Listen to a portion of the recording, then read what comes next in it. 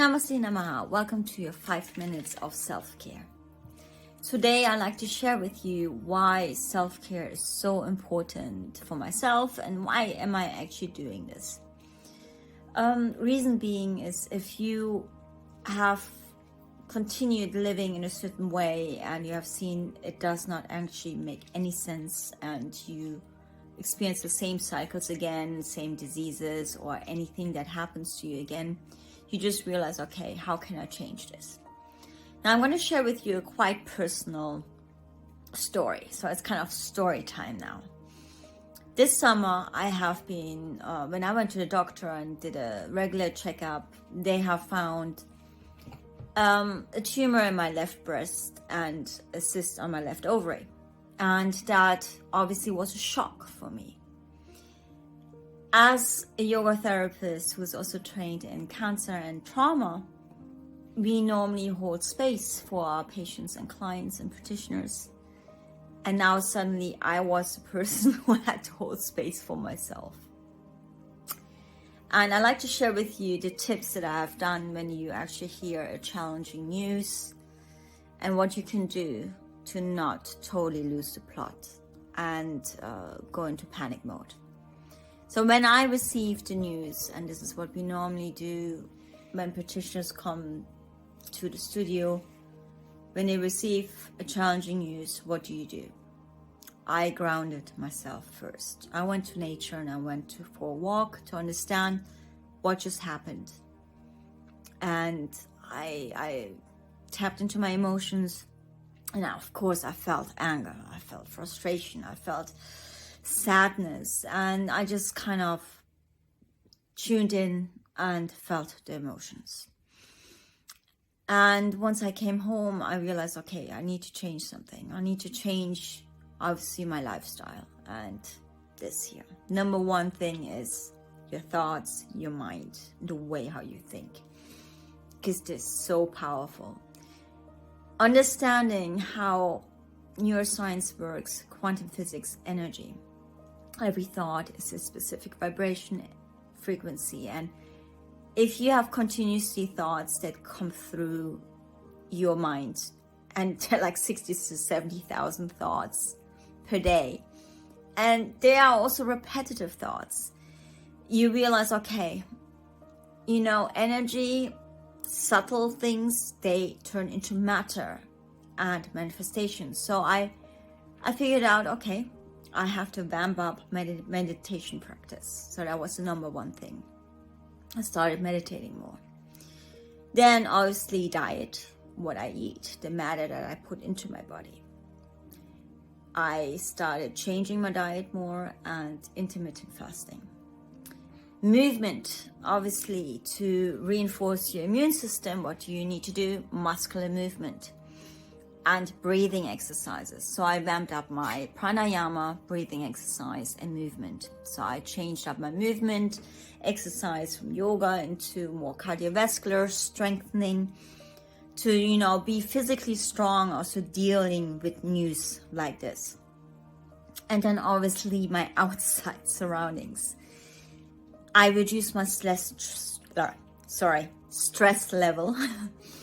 And the stress level, how I reduced it was mainly how I respond to stress. So letting go of control.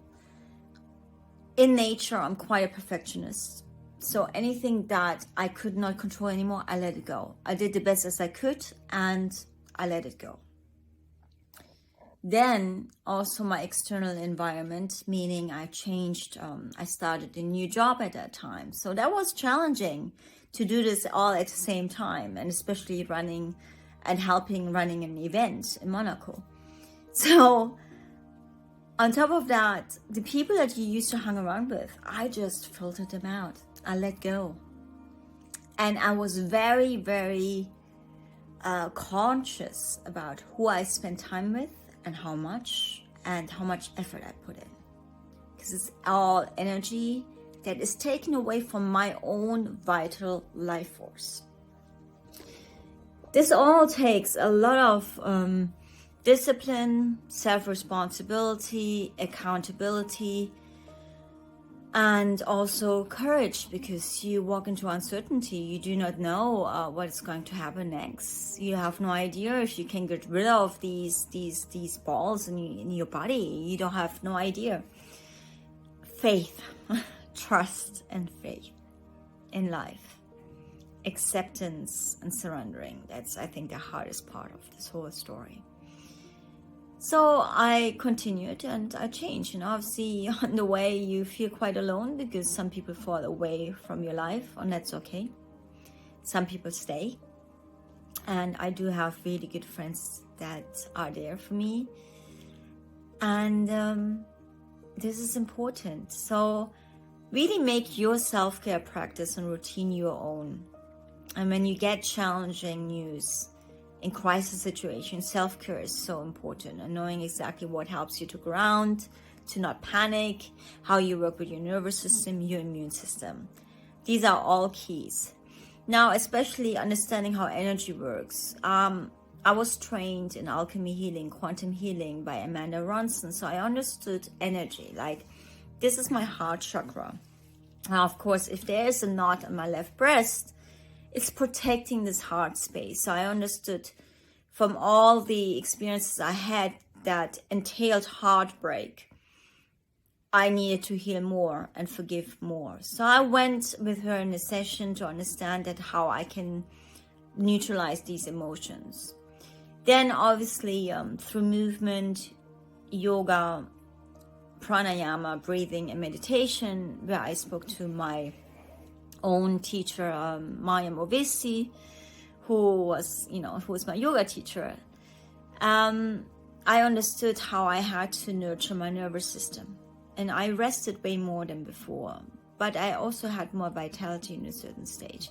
Then obviously little ninja, as you can see him there, unconditional love, to cherish this heart space.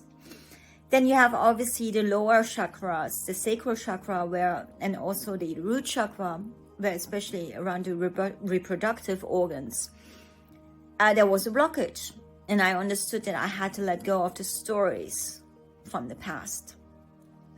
The stories of suffering, not knowing how to pay my rent or my mortgage, how to put food on the table, especially in the past years during COVID, where I lost my job.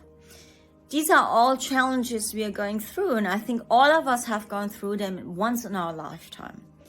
And how we can let go of these lower vibrational energies and emotions, and they don't get stuck in our body in form of a tumor, a knot, a cyst, cancer, or in form of any other diseases, Alzheimer, Parkinson, diabetes. Being aware it's all energy, and how we can work with it rather than against it. Namaste, Namaha. Thank you for sharing your time with me. Have a beautiful day.